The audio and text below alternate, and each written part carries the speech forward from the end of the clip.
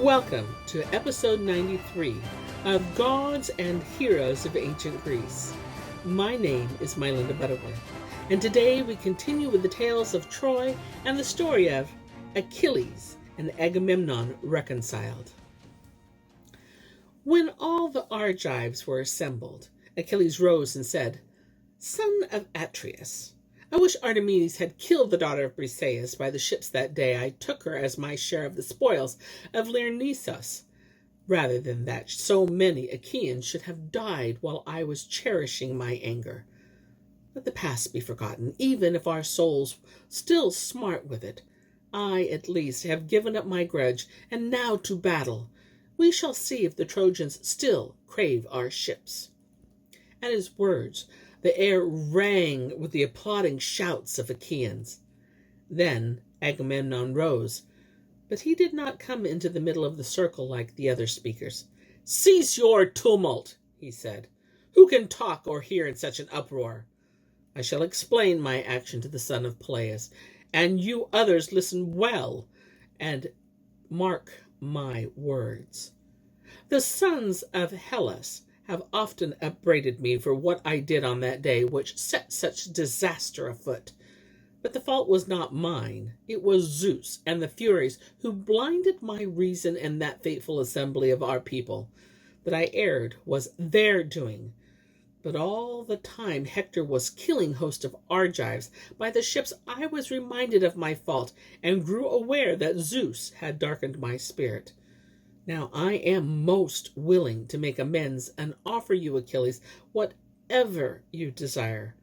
Only fight with us again, and I shall give you all those gifts Odysseus, who came to you as my messenger a short time past, promised in my name. Or if you prefer, remain here until my slaves have brought them from the ships, so that you, with your own eyes, you may see how I fulfill my pledge." "Great Agamemnon," the hero replied. "Whether you give me those gifts or withhold them rests with you. Let us not waste time, but think of battle, for much is still undone, and I yearn to be in the forefront of the fight again." But wise Odysseus intervened, saying, "Godlike son of Peleus, do not goad the Achaean toward Troy unfed. Let them refresh themselves with meat and wine, for only this lends strength and force. Agamemnon, meanwhile, may bring his gifts into this circle, so that all the Danai may delight in them, and after that he shall be your host, and serve you with a sumptuous fare." "Joyfully have I heard your words," answered the son of Atreus, "and you, Achilles, shall choose the noblest youths in our host to bear the gifts from my ship. And Talthybius, the herald, shall fetch forth a boar to sacrifice to Zeus and the sun god, and seal the bond of friendship between us." "Do as you like," said Achilles. "As for me, neither food nor drink shall touch my lips while my friend lies slaughtered in my house. All that I crave is carnage, blood, and the groaning of dying men." But Odysseus tried to calm him, saying, "Noblest of all Argive heroes, you are far stronger than I, and braver in fighting with the spear. But in counsel I am perhaps your better, for I have lived longer and have had more experience. So bend your stubborn spirit and heed my words. The Danai need not mourn their dead with the belly. When a man dies, we bury him and bewail him for one day. But those who have escaped death must sustain their strength with food and drink to fight more fiercely." Thus he spoke, and went to Agamemnon's quarters, taking the sons of Nestor with him, and also Meges, Meriones, Thos, Melanippus, and Lycomedes. There they collected the promised gifts: 7 tripods, 12 horses, 20 cauldrons, 7 women of flawless beauty. Fair Briseis was the 8th. Odysseus weighed out 10 talents of gold, and walked on ahead of the youths who followed with the other gifts. When they had entered the circle of the assembly, Agamemnon rose in his seat, and Talthybius, the herald, seized the boar, prepared it for sacrifice, prayed, and cut its throat. He took the slain animal and cast it into the sea as food for the fish, and the water swirled about it. Then Achilles cried out before all the Achaeans, Father Zeus, how great is the blindness you often visit on us mortals! Never would the son of Atreus have roused my heart to wild anger, or been so ruthlessly determined to carry off spoils which were mine, had you not willed the death of many Argives. But now, let us eat, and then prepare for the fight." When the hero had spoken, the assembly dispersed.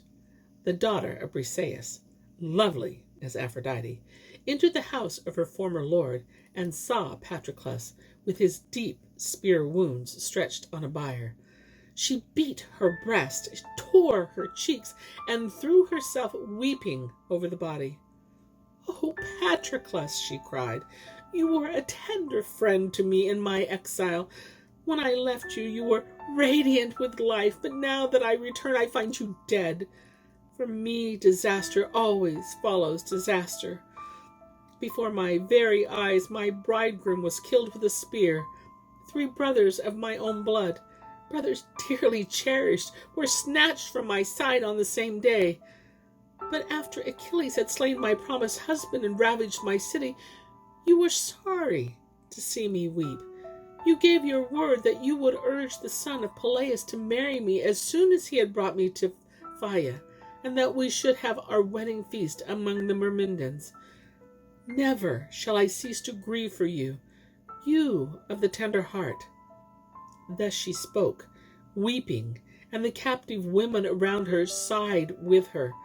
But while they sighed for Patroclus, each in the secret of her heart wept her own misery. In the meantime, the princes of the Danai surrounded the son of Peleus, begging him to take food and drink, but he refused them. "If you love me, my friends, do not ask me to eat and drink, for my sad heart will not suffer it. Let me be as I am until the sun sinks into the sea." With these words he dismissed them, and only the 2 sons of Atreus, Odysseus, Nestor, Idomeneus, and Phoenix, stayed behind. Vainly they tried to cheer the soul of the mourner. He remained silent and aloof, and whenever he spoke at all, it was with a sigh, and the words were for the friend who was dead. "In days gone by," he said, "ah, how often, and with what eager haste, you brought me the morning meal to my house when the Argive host made ready to go to battle. And now you lay slain before me, and no rich store of food can refresh me. No bitterer thing could have happened, not even the death of my father Peleus, or my dear son Neoptolemus, who, if he still lives, is being reared for me and Skyros. I was glad in the thought that I alone should die here, and that you would return to Phthia, fetch my son home from Skyros, and show him all that was mine. My father Peleus, I think, must have died long ago. If he still lives, he must be bowed with age and grief, for he lives in fear of the messenger who will tell him that I am dead." This he said with tears, and the princes around him sighed too, for each thought of the loved ones he had left behind.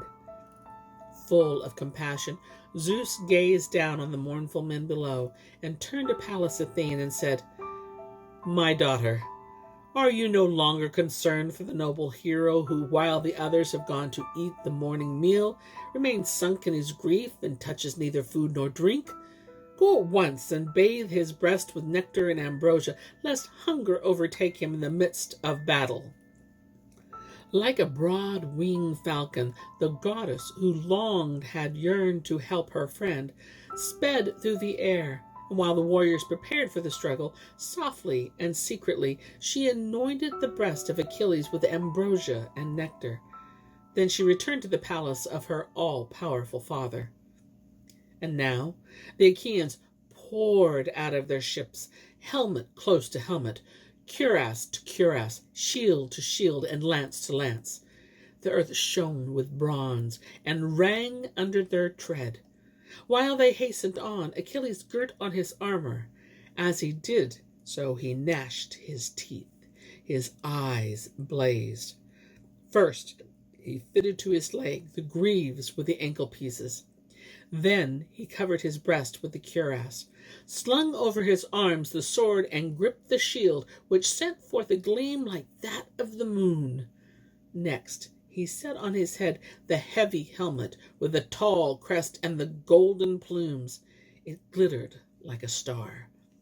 Then he tested his armor to see whether it fit freely to his limbs, and it seemed like wings impatient to lift him from the earth.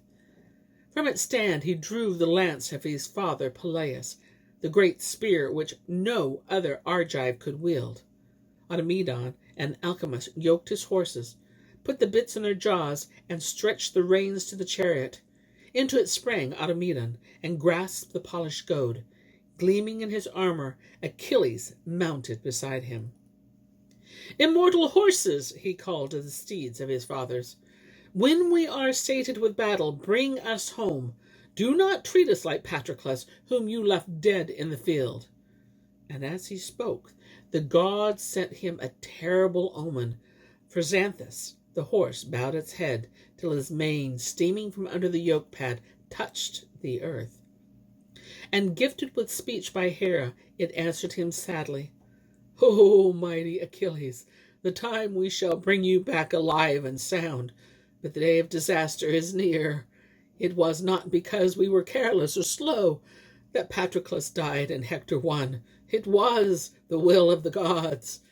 We can vie with Zephyr, the swiftest of the winds, and never tire. But fate has appointed that you shall fall by the hand of a god."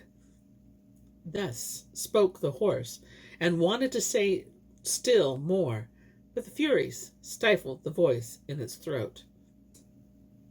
Achilles was troubled and answered, "Xanthus, why speak to me of death? I do not need your prophecies, for I already know that my fate will overtake me here, far from my father and mother. But even so, I shall not rest until I have slain innumerable Trojans." And with a shout, he drove forward his prancing horses. And here's where I end my tale for today. But I'll be back with more tales. Many more tales. Until then, my friends, enjoy the journey.